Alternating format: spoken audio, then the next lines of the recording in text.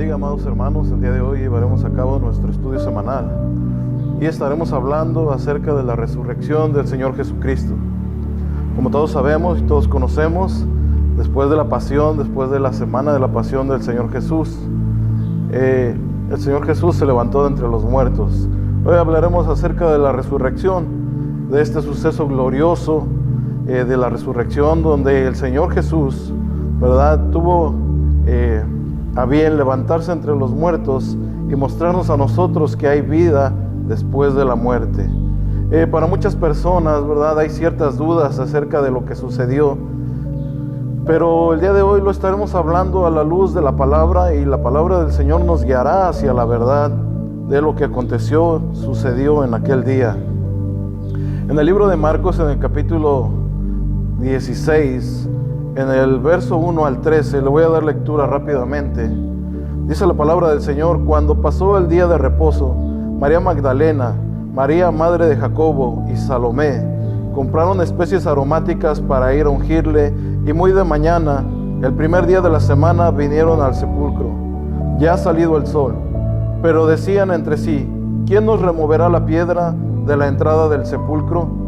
Pero cuando miraron, vieron la piedra removida, que era muy grande, y cuando entraron en el sepulcro, vieron a un joven sentado al lado derecho, cubierto de una larga ropa blanca, y se espantaron. Mas él les dijo: no os asustéis, buscáis a Jesús Nazareno, el que fue crucificado, ha resucitado, no está aquí. Mirad el lugar en donde le pusieron, pero id, decid a sus discípulos y a Pedro que él va delante de vosotros a Galilea, ahí le veréis como os dijo. Y ellas se fueron huyendo del sepulcro, porque les había tomado temblor y espanto. Ni decían nada a nadie, porque tenían miedo. Habiendo pues resucitado, de quien había echado 7 demonios, habiendo pues resucitado Jesús por la mañana, el primer día de la semana, apareció primeramente a María Magdalena, de quien había echado 7 demonios. Yendo ella, lo hizo saber a los que habían estado con él, que estaban tristes y llorando. Ellos, cuando oyeron que vivía y que había sido visto por ella, no le creyeron. Pero después apareció en otra forma a 2 de ellos que iban de camino, yendo al campo. Ellos fueron e hicieron saber a los otros, y ni aun ellos le creyeron. Ahora, a manera de pregunta, hermanos, ¿qué pasó con la resurrección de Jesús? Podemos enfrentarnos a relatos de la resurrección del Señor Jesucristo, y nosotros debemos de tener la firme convicción de que se trata del hecho más glorioso que ha tenido lugar en la historia de la humanidad. Si Cristo ha resucitado, hermanos, de la forma en que los evangelios lo describen, esto quiere decir que sí hay vida más allá de la muerte, y que Jesús es el único que ha logrado salir victorioso de la tumba y traer consigo la esperanza a la humanidad, que sigue mirando, hermanos, con horror y con temor a la muerte.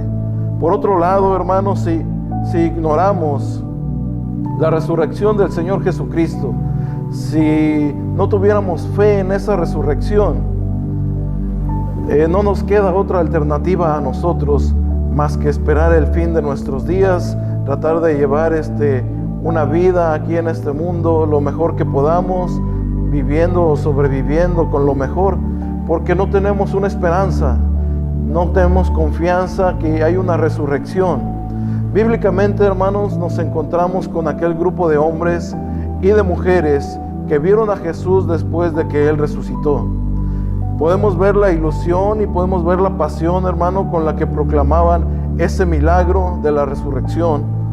Todos estos hombres y todas estas mujeres, y lo hacían a manera, hermano, de convencimiento para muchos y de duda para otros, y también resultaba contagioso lo que ellos hablaban, lo que ellos decían.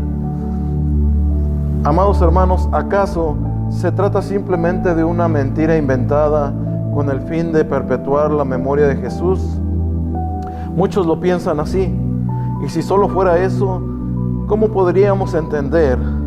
¿Cómo podríamos nosotros comprender, hermanos, cómo la mayoría de estos hombres y de esas mujeres que estuvieron dispuestos, hermanos, a predicar el Evangelio después de ver a Jesucristo resucitado, cómo estos hombres estuvieron dispuestos a morir, cómo estuvieron dispuestos a defender algo, hermanos, que era para muchos falso. Además, ¿de dónde sacarían estos hombres la valentía? ¿De dónde sacarían estos hombres el poder enfrentarse en esos momentos que estaban viviendo a los dirigentes judíos que unos días antes habían crucificado al Maestro? Esto tampoco era normal, sobre todo si recordamos que desde el momento en que arrestaron a Jesús, todos ellos habían huido cobardemente y habían permanecido ocultos. Todo esto lo hacían por miedo a los judíos, como dice la palabra de Dios en Juan capítulo 20, verso 19. Dice la Escritura: cuando llegó la noche de aquel mismo día, el primero de la semana, estando las puertas cerradas en el lugar donde los discípulos estaban reunidos por miedo a los judíos, vino Jesús y puesto en medio les dijo: paz a vosotros. Todos estos hombres, todas estas mujeres estaban reunidos y tenían temor, tenían cierto miedo de lo que les podía pasar. Pero cuando el Señor Jesús se presenta ante ellos, adquieren esa valentía, adquieren ese honor, hermano, para poder enfrentarse a esos dirigentes que habían crucificado a Jesús. Sin lugar a dudas, hermano, fue algo milagroso. Había tenido, hermano, efecto en estas personas, en los discípulos del Maestro y en aquellas mujeres que visitaron la tumba del Señor Jesucristo. También podemos considerar, hermano, que este pequeño grupo no tenía grandes recursos, no eran intelectuales. Estos hombres, hermano, no tenían economía, no eran políticos. Sin en cambio, dice la palabra del Señor, que estos hombres trastornaron el mundo y cambiaron el mundo solo con la predicación de la resurrección de Jesucristo. Todo esto nos obliga a pensar a nosotros. Seriamente tenemos que tomar en cuenta, hermano, que realmente ocurrió en aquel sepulcro a las afueras de Jerusalén, hace ya casi más de 2000 años, que el Señor Jesús se levantó de entre los muertos. La cuestión fundamental, hermano, que tenemos que decidir cada uno de nosotros es que si la resurrección de Jesucristo es cierta o es falsa, y si finalmente descubrimos que Cristo no resucitó, deberemos considerar el cristianismo como un gran fraude del que tendríamos que olvidarnos para siempre. Pero el apóstol Pablo, hermano, nos enseña a nosotros esto. Él lo expresó de esta manera en 1 Corintios 15:14. Si Cristo no resucitó, vana es nuestra predicación, vana es nuestra fe. Si en realidad el Señor Jesucristo no fue resucitado, todo lo que se ha hecho, hermano, durante este tiempo es falso y, hermano, no tiene bases para muchas personas y no tendría para nosotros, hermano, un sentido el seguir predicando el Evangelio, seguir siendo cristianos. Ahora vamos a examinar una evidencia en la palabra de Dios, pero para tomar decisión correcta, hermano, acerca de la resurrección de Jesús, antes tendremos que examinar esta evidencia histórica de la que nosotros disponemos. Los documentos, hermano, en los que se relata la resurrección de Cristo fueron escritos por los apóstoles y por sus colaboradores. Ahora bien, ¿es confiable este testimonio escrito? Para muchas personas dicen que el papel aguanta lo que le pongan y que lo que la Biblia dice, pues, puede ser una falsa mentira. Hermanos, los documentos, hermanos, que nos relatan la resurrección de Cristo, hermano, fueron escritos por personas que estuvieron cerca de Él. En el siglo XIX, un buen número de críticos, un buen número de personas hicieron grandes esfuerzos con la intención de demostrar que los evangelios fueron escritos a mediados del siglo II después de Cristo. ¿Qué estamos diciendo? Que después, hermano, de 200 años, estos escritos fueron hechos, hermano. Eso es lo que ellos trataban de evidenciar, que fue escrito 200 años después. Es decir, que después de todo este tiempo, hermano, a la verdad todos estos hechos que ellos relatan pudieran ser una historia distorsionada, una leyenda o algo que había salido de su imaginación. Sin embargo, los grandes avances de la investigación bíblica que hoy podemos vivir, hermano, ha realizado la determinación, la fecha, la paternidad de los escritos que están plasmados, hermano, en la palabra del Señor, y han aplastado las teorías de estos hombres, estableciendo una fecha extraordinaria cerca de los hechos, remontándose en algunos casos a la primera década de la era cristiana, que podemos ver, hermano, que estamos hablando después de 10 años de empezar el cristianismo, después de que el Señor Jesucristo resucitó. Así que por lo tanto, hermano, podemos estar seguros de que fueron escritos cuando muchos de los testigos, muchos de los escritores y muchos que estuvieron ahí, hermanos, y pudieron ser testigos oculares de la resurrección de Cristo, todavía estaban vivos. Es lo que narra la Escritura, hermano. Es nuestra evidencia, lo que nosotros tenemos, es nuestra base, nuestro fundamento para hablar acerca de la resurrección del Señor Jesús. Vemos cómo lo expresa el apóstol Pablo en la carta que escribió a los Corintios. Y todo esto, hermano, que él escribió fue cerca del año 55 después de Cristo. 1 Corintios capítulo 15, verso 3 al 6. Dice la palabra del Señor: porque primeramente os he enseñado lo que asimismo recibí. ¿De quién lo había recibido él? Pues del Señor Jesús, que Cristo murió por nuestros pecados conforme a la Escritura, y que fue sepultado y que resucitó al tercer día conforme a las Escrituras. Y dice la palabra del Señor que apareció a Cefas y después a los 12. Después apareció a más de 500 hermanos a la vez, de los cuales muchos viven aún y otros ya duermen. Esa es la declaración del apóstol Pablo. Muchos todavía, hermanos, testigos oculares, testigos de lo que había acontecido, estaban vivos. Muchos ya dormían, pero muchos estaban vivos, y cuando estos escritos fueron hechos.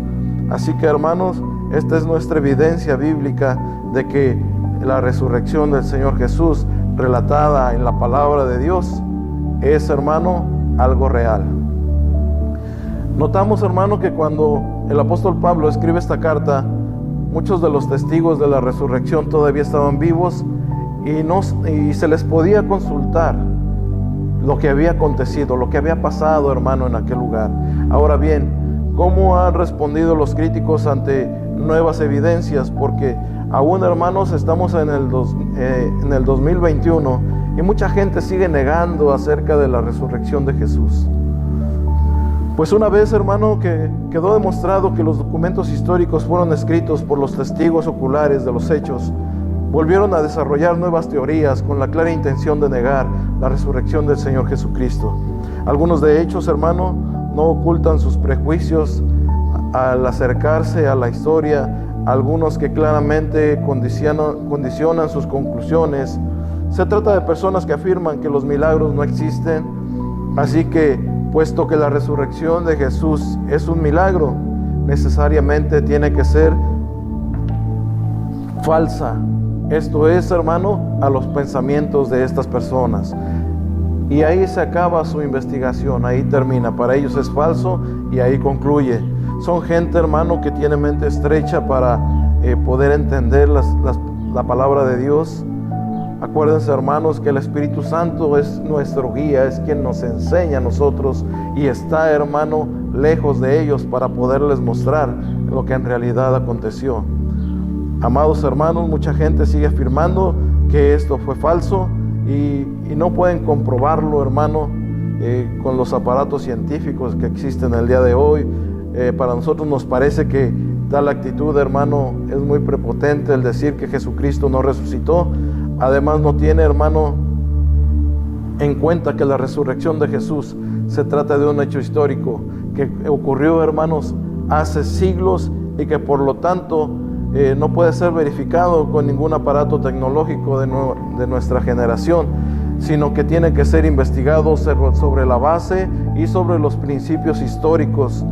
El tipo de cuestiones que nosotros debemos plantear son que hay ejemplos, que hay certeza de que los testigos realmente vieron que Jesús había resucitado, si los documentos que describen, hermano, estos hechos son confiables por el tiempo, por el momento en que fueron escritos y por las personas que lo escribieron. Otros evitan la cuestión argumentando que, aunque los relatos son muy antiguos y auténticos, sin embargo, el propósito de sus autores no era transmitirnos hechos históricos, sino simplemente explicarnos algunas verdades espirituales por medio de símbolos. Así que nos dicen que no podemos fiarnos de todo lo que escribieron, porque muchas veces cuadran sus relatos, que los escritores, hermano, de los evangelios cuadraron sus relatos, hermano, poniendo detalles iguales, y que ellos se pusieron de acuerdo para lo que habían escrito. Sin embargo, esto, hermano, no se ajusta a lo que los propios evangelistas confirman cuando escribieron. Veamos un ejemplo bíblico, lo que dice Lucas al comienzo del evangelio. Recordemos que Lucas, hermano, no se encontraba entre los 12. Lucas, hermano, era un médico, era un seguidor, era un discípulo de Jesús, pero no se encontraba entre los 12 hermanos. Fíjese lo que relata el doctor Lucas, hermano, en Lucas capítulo 1, del 1 al 4. Puesto que ya muchos han tratado de poner en orden la historia de las cosas que entre nosotros han sido ciertísimas, tal como nos enseñaron los que desde el principio lo vieron con sus ojos y fueron ministros de la palabra, me ha parecido también a mí, después de haber investigado con diligencia todas las cosas desde su origen, escribírtelas por orden, oh excelentísimo Teófilo, para que conozcas bien la verdad de las cosas en las cuales has sido instruido. Muchos hablan acerca de que Teófilo era un personaje, pero en realidad, hermano, no sabemos si el doctor Lucas estaba escribiendo esto, hermano, para que hoy en nuestros días nosotros pudiéramos entender la palabra de Dios. Al decir excelentísimo Teófilo, habla de un hijo amado de Dios. Así que posiblemente lo estaba haciendo para las personas que en algún momento llegaran a leer este versículo bíblico. Amados hermanos, nos encontramos con que la tumba estaba vacía. Después de estas breves consideraciones que hemos hablado, vamos a centrar nuestra atención en nuestro texto bíblico que nos dice acerca de la resurrección de Jesús. Marcos comienza su relato con estas palabras: cuando pasó el día de reposo. Con un poco de imaginación fácilmente podremos entender que aquel sábado o el sabbat tuvo que ser el día más oscuro de la vida de todos los discípulos, ya que en esos momentos el maestro, hermano, estaba en la tumba, cuando en la tarde del viernes el Señor Jesús murió en la cruz. Todas sus esperanzas, todos sus sueños, hermano, estaban deshechos. Ellos quedaron desanimados, estaban tristes y también asustados. Eso es lo que narra la Escritura, hermano. Esa era la condición de los discípulos cuando el Señor Jesús había muerto. A partir de ese momento, hermano, su mayor preocupación era cómo volver nuevamente a la rutina de sus trabajos o de sus ocupaciones, buscando la forma de llenar de alguna manera, hermano, ese enorme vacío que Jesús había dejado en los corazones y en las mentes de ellos. Después de haber, hermano, estado 3 años junto al Señor Jesús, seguro que en esos momentos ellos estaban, hermano, inconsolables. Ninguno de ellos lograba pensar en su futuro, ninguno de ellos lograba pensar con alegría, con optimismo, sino todo lo contrario.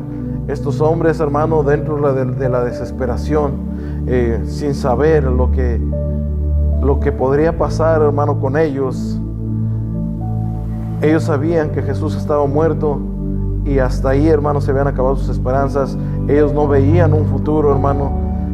Pero las mujeres se enfocaban en el asunto de una manera diferente que los hombres. Algunas de ellas, hermano, tomaron una decisión. María Magdalena, María la madre de Jacobo y Salomé se habían puesto de acuerdo para ir al sepulcro, hermano, para terminar con los ritos funerarios y también ungir el cuerpo de Jesús, rindiéndole así un último homenaje al amor del Señor Jesucristo, hermano.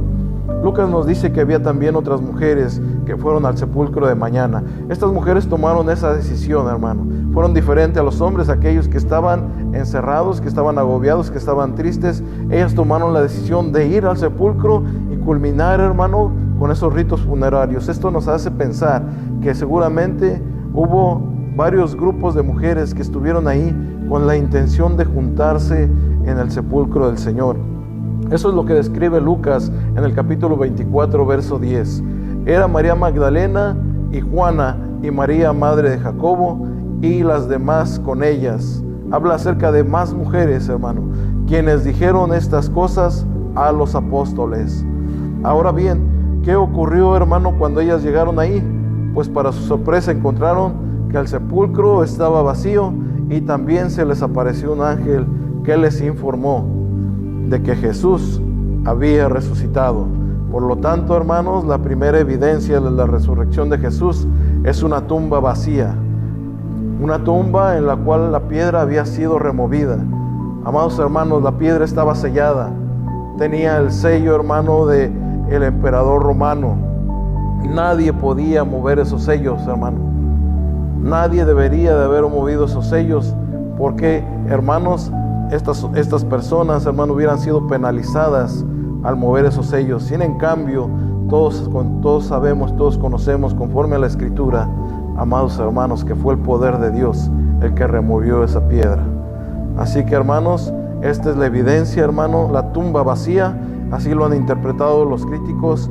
Amados hermanos, este tiempo, hermano, que nosotros dedicamos para servir a Dios, este tiempo que nosotros dedicamos para adorar su nombre, para bendecirle, tu vida, hermano, que has dedicado a Dios, hermano, para congregarte, para servirle, para darle la gloria, para darle el primer lugar en tu vida, amado hermano, es porque algún día tú también experimentarás la resurrección juntamente con el Señor Jesús.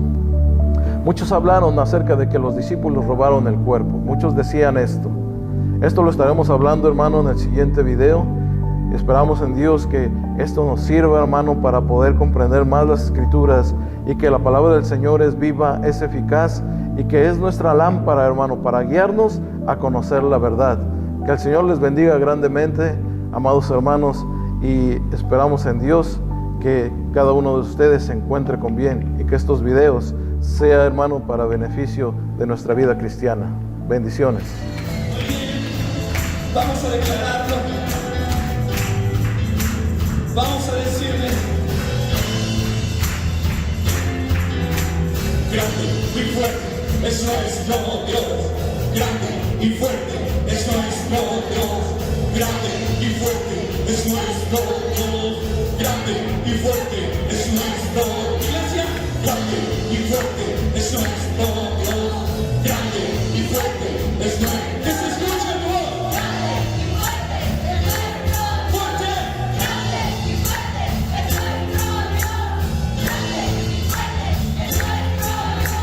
Grande y fuerte, y grande y fuerte,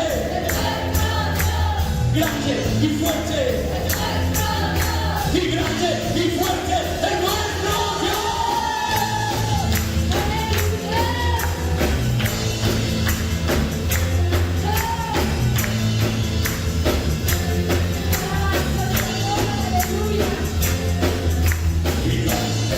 Y fuerte es nuestro Dios.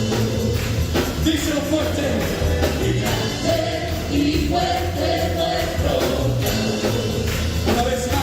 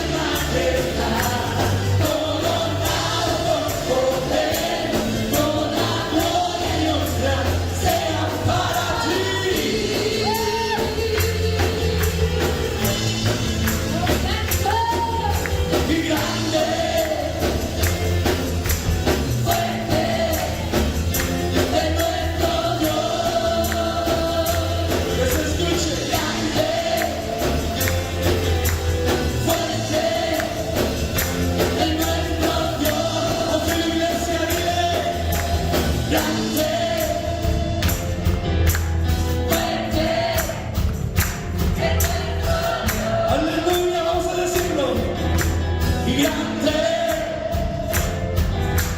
fuerte.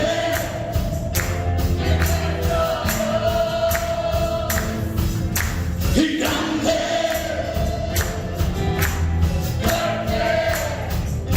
es nuestro. A ver, solamente las mujeres delante de Dios. Grande, mujeres.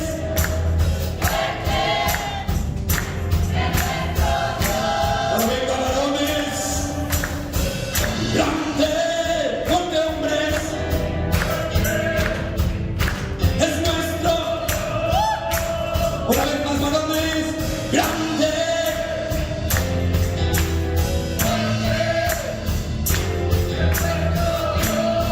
Ahora las hermanas.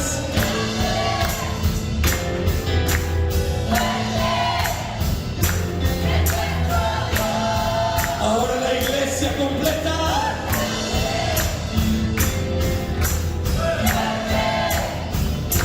Es nuestro.